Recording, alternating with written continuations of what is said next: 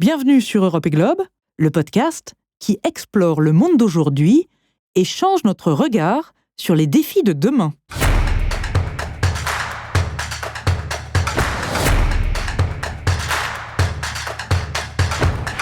Vous êtes au restaurant et vous savourez une bonne entrecôte avec des frites. Au moment de l'addition, pour payer la note, vous sortez votre portefeuille en beau cuir et vous quittez l'établissement avec votre veste en daim sur les épaules. Mais vous posez-vous la question de leur provenance et de leur impact environnemental, social et sur la déforestation? Dans cet épisode, nous allons nous pencher sur le secteur de l'élevage de bœuf, du cuir et du soja et sur la mise en œuvre du règlement zéro déforestation de l'Union européenne. Ce règlement est-il contraignant pour les entreprises de ces filières? Cela va-t-il entraîner des difficultés additionnelles pour les éleveurs, les tanneries et les producteurs de soja africains? C'est ce que nous allons voir ensemble. Bonjour, je suis Élodie Ritzenthaler. Bonjour, je suis Aïssata Thiam-Leonov et ceci est un podcast d'Europe et Globe.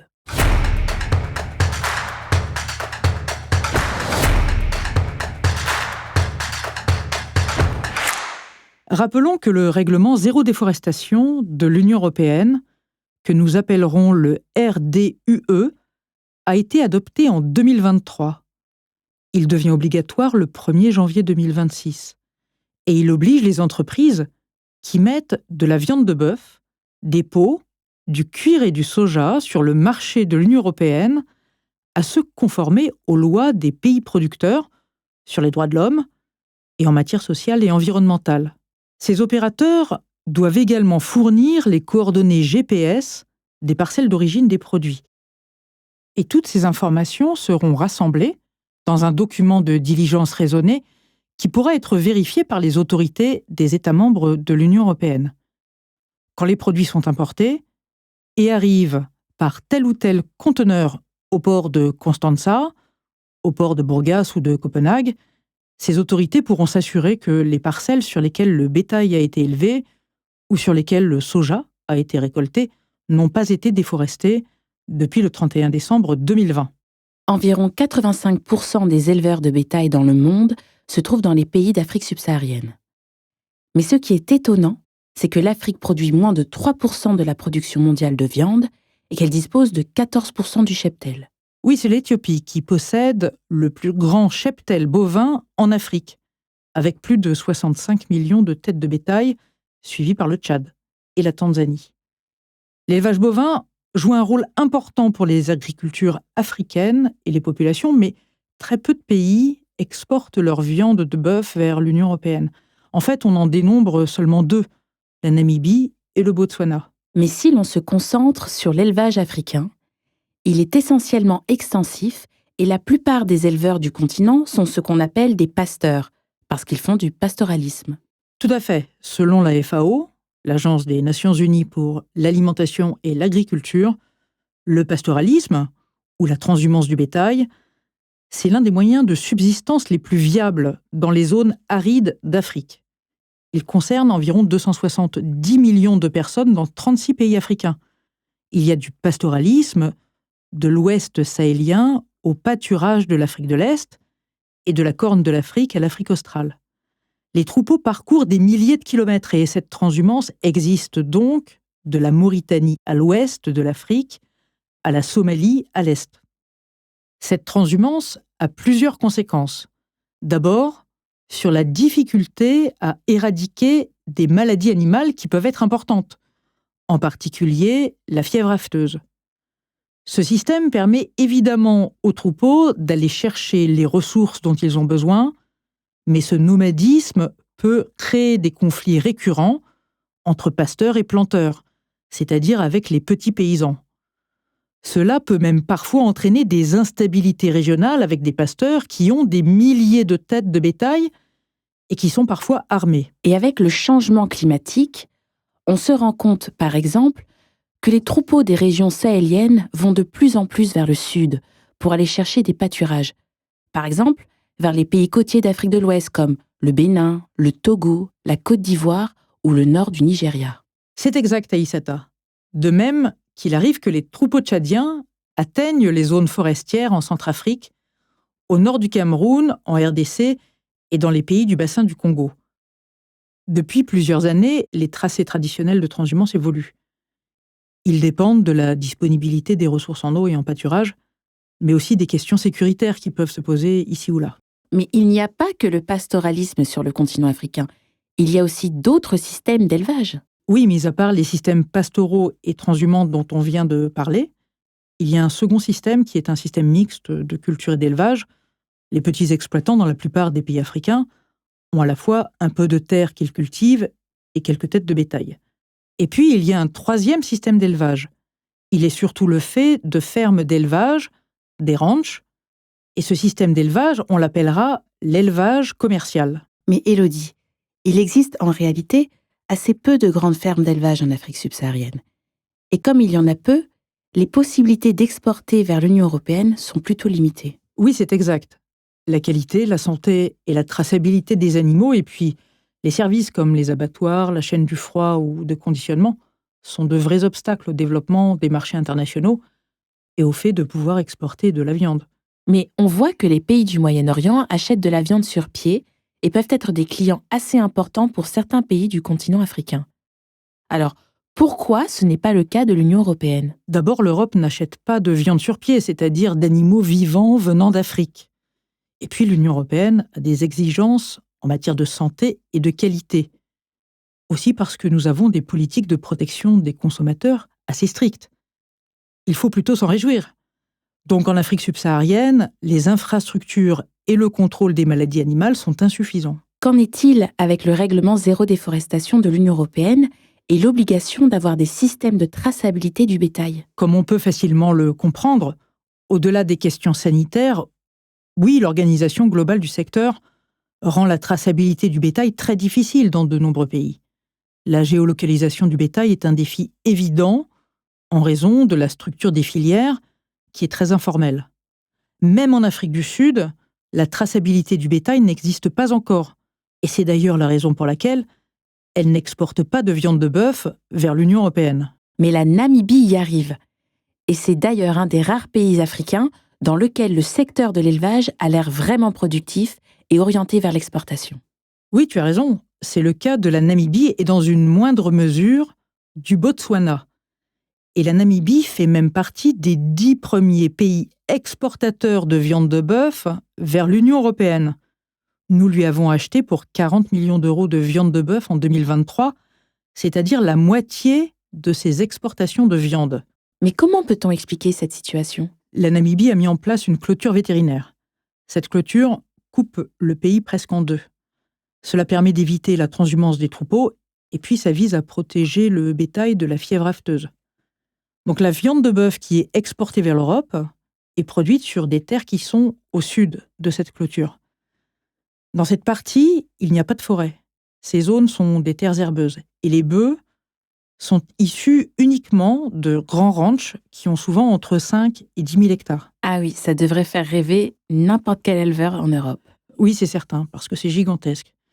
Et donc l'industrie bovine est relativement bien organisée en Namibie et elle répond aux exigences de qualité et puis aux normes sanitaires et phytosanitaires européennes. Il faut d'ailleurs comprendre que dès 1991, les antibiotiques ont été interdits dans les élevages en Namibie. La DG Sanko, c'est-à-dire la Direction générale de la santé et de la sécurité alimentaire de la Commission européenne, effectue des contrôles sanitaires tous les ans. Et elle valide les abattoirs namibiens qui peuvent exporter. Ils sont donc seulement 2 à pouvoir le faire. Et puis la Namibie dispose de bons systèmes d'identification et de traçabilité des animaux, avec des bœufs qui, comme chez nous, ont un système de boucle d'oreille et l'équivalent d'un code-barre ou d'un QR code qui permet de savoir d'où ils viennent, où ils ont été élevés, etc. Donc ce système a été lancé en Namibie dès 2006. Donc, la viande de bœuf namibienne devrait être conforme au règlement zéro déforestation, puisqu'elle répond aussi à des réglementations sociales et environnementales strictes. Et puis, les élevages sont au sud de cette clôture vétérinaire, où il n'y a pas de forêt, donc ils ne peuvent pas contribuer à la déforestation. Oui, c'est tout à fait ça. Et le seul élément qui pourrait être problématique, c'est si le bétail est nourri avec du soja. parce qu'une traçabilité est également requise pour ce produit dans le règlement zéro déforestation de l'Union européenne. Donc normalement, ce n'est pas le cas. Le bétail paît, c'est-à-dire du verbe paître, naturellement dans les terres herbeuses de Namibie. Mais avec les sécheresses à répétition que connaît le pays, il faut parfois supplémenter son alimentation. D'accord. Voilà pour la viande de bœuf. On comprend donc pourquoi c'est difficile, voire impossible pour la plupart des pays d'Afrique subsaharienne d'exporter vers l'Union européenne. Et si on s'intéresse maintenant au secteur des cuirs et peaux, là encore finalement, peu de pays exportent vers l'Europe. Oui, d'abord, les peaux sont assez peu valorisées sur le continent. Les principales tanneries industrielles, on les trouve en Afrique du Sud, en Égypte, au Maroc, en Tunisie et en Algérie, et puis on en trouve aussi en Éthiopie et au Nigeria. En Afrique subsaharienne, c'est vrai que même si le cheptel est important, l'essentiel des têtes de bétail n'est pas tué dans des abattoirs officiels qui répondent à des critères sanitaires stricts. Et puis bon nombre de peaux sont peu qualitatives parce que les bêtes ne sont pas très bien nourries, que les peaux sont abîmées parce que les bœufs se font piquer par des insectes et donc ça fait des trous dans la peau. Ils se blessent au buisson et au grillage, etc. Et puis les peaux ne sont souvent pas collectées, ou alors elles le sont par des acteurs qui sont très informels et qui ne savent pas vraiment comment les préserver avant de les vendre à une tannerie. Et pour terminer, le salage des peaux est aussi mal fait. Bref, on est face à plein de situations qui font que les peaux sont peu qualitatives. On peut donc facilement imaginer que tous ces éléments sont des freins au développement du secteur cuirs et peaux. Oui, en effet. Et les plus grandes tanneries industrielles, par exemple en Afrique du Sud et dans les pays du Maghreb, doivent aussi importer des peaux, en particulier d'Amérique du Sud, parce que si elles achètent seulement les peaux sur place, elles n'ont tout simplement pas les quantités suffisantes et puis la qualité n'est pas toujours optimale. Il faut aussi comprendre que les tanneries peuvent être assez polluantes. Oui, c'est vrai. Et avec la question du coût de la main-d'œuvre, c'est entre autres une des raisons pour lesquelles il y a aujourd'hui très peu de tanneries au sein de l'Union européenne. Et celles qui restent, celles qui résistent, font du cuir de très belle qualité avec des savoir-faire très pointus. Il en reste surtout en Italie, très peu en France, et il y en a encore en Espagne et au Portugal, et puis on en trouve dans certains pays d'Europe centrale et orientale comme la Pologne, la Roumanie et la Bulgarie. Donc oui, les impacts environnementaux des tanneries peuvent être très négatifs si elles sont mal équipées et n'ont pas accès à des intrants adéquats, notamment chimiques. Le chrome est également extrêmement polluant et les eaux usées ne sont encore souvent pas traitées dans nombre de tanneries du continent africain. Pour les cuirs et peaux, le règlement zéro déforestation demande que l'on connaisse le lieu et la date à laquelle le bétail a été abattu.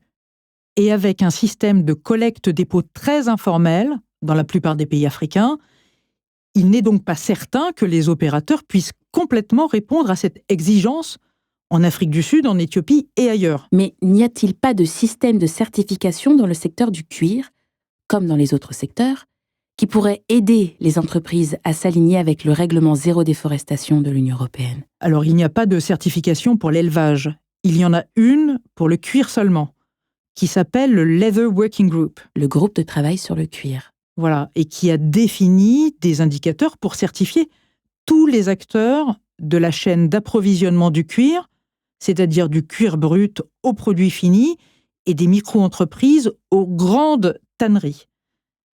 Mais comme je l'ai dit, les cuirs et peaux que reçoivent les tanneries sur le continent africain ne sont pas toujours issus d'abattoirs formels.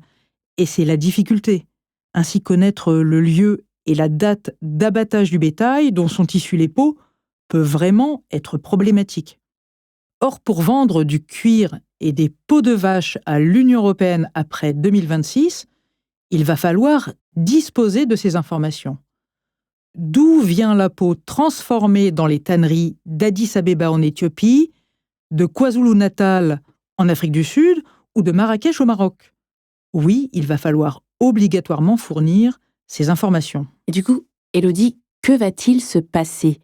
Est-ce que les tanneries en Afrique qui ont des clients en Europe ne pourront plus exporter vers l'Europe après le 1er janvier 2026? Bon, certaines vont en effet rencontrer des difficultés et risquent de perdre une partie de leur clientèle et de leur chiffre d'affaires. Et il pourrait évidemment y avoir des conséquences sociales. Tout cela n'est pas très optimiste pour la filière du cuir. Mais passons au secteur du soja et la situation sera probablement différente, parce que pour le moment, le continent africain est un petit producteur. Oui, en effet, et seulement environ 1% de la production mondiale de soja est récoltée en Afrique. Le Brésil est largement numéro 1, et c'est 40% de la production mondiale de soja. Les États-Unis, presque 30%, et l'Argentine, presque 15%. Donc 3 pays produisent ainsi à eux seuls environ 85% de la production mondiale de soja. Les pays européens importent plus de 90% de leur consommation de soja, c'est-à-dire près de 40 millions de tonnes par an, sous forme de graines ou de tourteaux. Alors, d'accord, l'Afrique n'est pas encore un acteur clé pour la production de soja, mais les choses pourraient changer. Oui, l'Union européenne achète en fait 20% de la production mondiale de soja, principalement des États-Unis, du Brésil, de l'Ukraine et du Canada. Mais comme la demande de soja dans le monde est en forte croissance, et à cause du coût élevé des intrants agricoles pour le maïs, le riz et d'autres cultures, les producteurs africains se tournent de plus en plus vers le soja, qui nécessite relativement moins d'engrais par rapport à d'autres cultures. Sinon, pour le moment, la consommation africaine de soja est plutôt limitée. Comme on l'a dit, le cheptel du continent se nourrit essentiellement de pâturage. Mais le soja est une denrée de plus en plus demandée et qui est une source de protéines, pas seulement pour les animaux, mais aussi pour les êtres humains. Et puis, on peut également utiliser du soja aujourd'hui pour faire des biocarburants, des plastiques et des cosmétiques, et ça, c'est des marchés qui sont en train de se développer. Sur le continent africain, c'est l'Afrique du Sud qui est le plus gros producteur de soja, suivi par le Nigeria et la Zambie. On en cultive dans quelques autres pays, comme au Bénin par exemple. Mais c'est le Togo qui est le principal exportateur africain de soja vers l'Union européenne. Oui, en effet, c'est assez étonnant parce que, en termes de volume, ce pays, le Togo, est un petit producteur de soja. Mais il s'est concentré sur le soja biologique et il est devenu le premier fournisseur de soja bio de l'Union européenne, devant l'Inde et l'Ukraine, ce qui semble assez incroyable. Alors rappelons aussi que les opérateurs qui sont certifiés bio, c'est-à-dire EcoCert, selon la certification européenne, répondent déjà à des obligations sociales et environnementales. Et puis EcoCert exige maintenant que tous les produits certifiés exportés vers l'Union européenne depuis 2025 soient conformes à l'obligation zéro déforestation du règlement européen et à la géolocalisation des parcelles. Donc les opérateurs togolais sont en train de se mettre en ordre de marche pour être conformes aux exigences du règlement zéro déforestation. OK pour le Togo et le soja biologique. Sans transition, allons en Afrique du Sud. C'est le principal producteur de soja en Afrique et le soja ne participe pas à la déforestation. Et c'est un pays dans lequel les forêts primaires sont très préservées et les plantations forestières sont gérées de manière durable. Oui, le soja en Afrique du Sud est une culture de rotation importante, avec le maïs, le colza et le blé, et il y a une demande locale stable. Par contre, le pays prévoit que sa production double dans les 5 prochaines années grâce à l'amélioration des semences et des pratiques agricoles et avec l'utilisation d'OGM. Maintenant, rendons-nous au Nigeria, où l'essentiel de la production de soja est consommé localement, et le pays exporte en Europe surtout des tourteaux de soja et des résidus. Je rappelle que le Nigeria, c'est le pays africain le plus peuplé, que l'élevage est un secteur très important. La ville de Kano, par exemple, au nord du pays, a d'ailleurs le marché au bétail le plus grand de toute l'Afrique de l'Ouest. Donc le secteur du soja se développe. Et il est aussi soutenu de manière très importante par les États-Unis. Enfin, il l'était jusqu'à présent. Par contre, il est difficile de savoir si le soja nigérian contribue à la déforestation du pays, mais il est probable que les gros opérateurs mettent en place leur système de due diligence, de diligence raisonnée, qu'ils tracent leur production et fassent le suivi de leurs indicateurs sociaux et environnementaux. Donc si je comprends bien, Les opérateurs ont d'ores et déjà des systèmes de due diligence alignés sur les indicateurs sociaux et environnementaux du règlement européen. Apparemment, ils n'ont pas attendu le RDUE pour mettre en place des bonnes pratiques. Oui, ils ont été poussés par les consommateurs et les ONG, en particulier au Brésil, parce que le soja a eu un impact important sur la déforestation de l'Amazonie. Les grandes entreprises du secteur ont lancé l'initiative Soft Commodities Forum, Le Forum des matières premières agricoles. pour élaborer un cadre commun de traçabilité des fournisseurs dans les régions à haut risque de déforestation et d'incendie. Et puis la Fédération européenne pour l'alimentation animale, qu'on appelle la FEFAC, a établi des lignes directrices sur l'approvisionnement en soja dès 2015. Cela lui a permis de définir des approches pour lutter contre la déforestation, promouvoir des pratiques agricoles durables et des conditions de travail équitables.